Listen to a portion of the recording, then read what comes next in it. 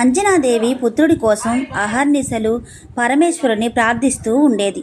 ఒకనాడు ఒక బిచ్చగాడు, అమ్మా ఆకలి, అన్నం ఉంటే పెట్టమ్మా అంటాడు. అంజనాదేవి బిచ్చగాడిని లోపలికి రమ్మని ముందు కాళ్ళు కడుక్కోండి అంటుంది. అదేమి నాకు తెలీదు, ముందు అన్నం పెట్టు అంటాడు. అతిథిని అవమానించకూడదని అన్నం పెడుతుంది. కానీ బిచ్చగాడు మాత్రం పరమేశ్వరుని నిందిస్తూనే ఉంటాడు.